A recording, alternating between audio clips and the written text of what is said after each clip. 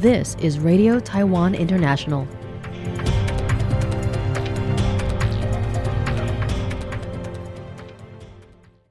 Welcome to the news on Radio Taiwan International. I'm Michelle Chang coming to you from Taipei, Taiwan. We begin with a look at today's top stories for Friday, November 28th.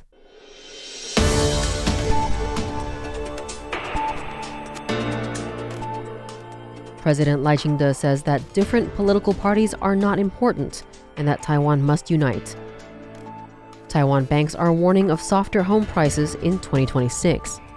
And, according to Taiwan experts, AI may fix the labor shortage, not trigger layoffs. But first, today's top story. President Lai Ching-te visited several temples in Tainan on Friday, November 28th, to offer incense and prayers and speak to the public on the government's policy directions. He stopped to present plaques to the Tainan Confucius Temple, the Orthodox Luomen Sengmu Temple, and the Guiren Renso Temple. Besides emphasizing the government's priorities in equal access to education, social welfare, and labor policies, he urged everyone not to fall into the trap of division in the face of external threats. Lai underscored that different political parties are not important. The most important thing is to be united as one nation.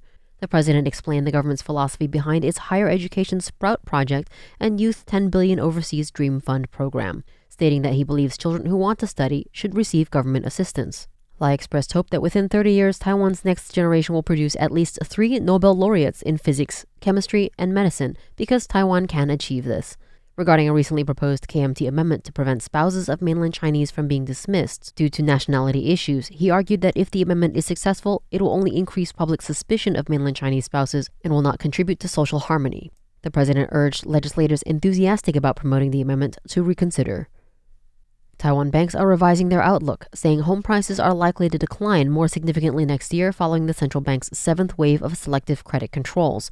Domestic lenders say buying momentum has cooled for more than a year after the central bank introduced what it called its toughest lending curbs to date last September. Nationwide transactions have fallen nearly 30% compared with last year, though prices in Taipei and New Taipei have mostly held steady. Cathay United Bank chief economist Lin Zicao said the market has reached its weakest point since the pandemic, with transfers plunging even as prices remain relatively firm. We can see greater room for negotiation. Recent data shows that compared with 6 months ago and the same period last year, bargaining space has widened. Even if deals haven't closed and prices haven't fallen yet, when volumes keep dropping, the bargaining gap grows. If this situation continues without rate cuts or easing the 7th wave credit rules, prices are likely to soften. Lin said. Other analysts say this correction cycle is likely to be longer than past downturns, noting that home prices have not meaningfully fallen for more than a decade.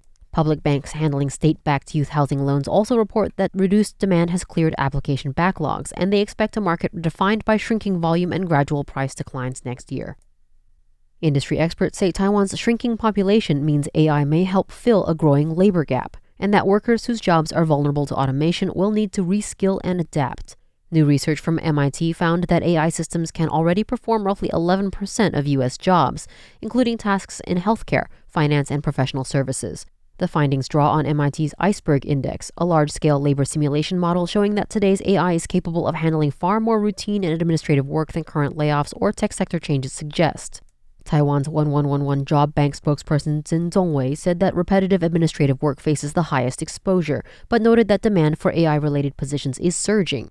Openings in data analytics, deep learning, image recognition, and model training reached 31,000 in November, double the number from 7 months earlier. Taiwan Institute of Economic Research, or TIER, Macroeconomic Forecasting Center Director Sun Mingde said the issue is less about AI replacing workers and more about Taiwan's chronic labor shortages.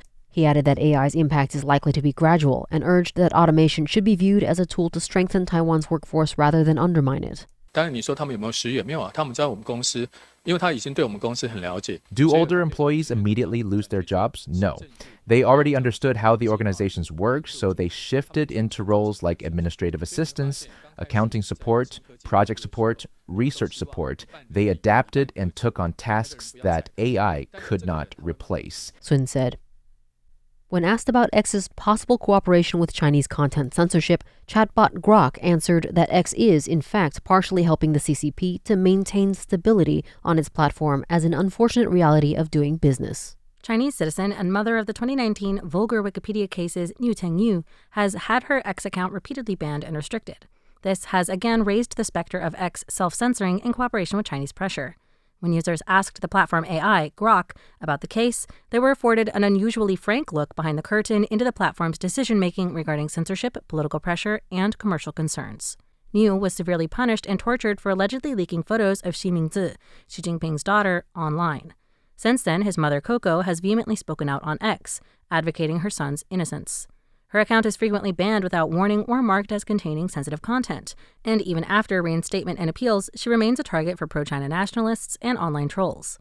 This has resulted in the frequent shadow banning of her account, or limiting its exposure, for example, letting users view but not interact with posts. A netizen asked Grok why Coco's account was repeatedly restricted and received 4 reasons.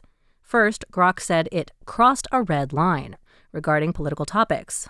Second, it received systematic large-scale reporting. Third, Grok said it was affected by political pressure from Chinese authorities, especially regarding potential cooperation.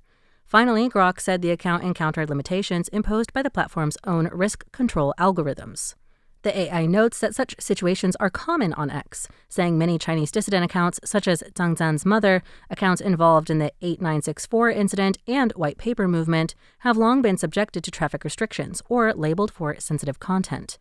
This matches what independent Chinese journalist Gao Yu has reported about her fluctuating follower count, and rumors that X's Chinese content moderation team is based in Singapore.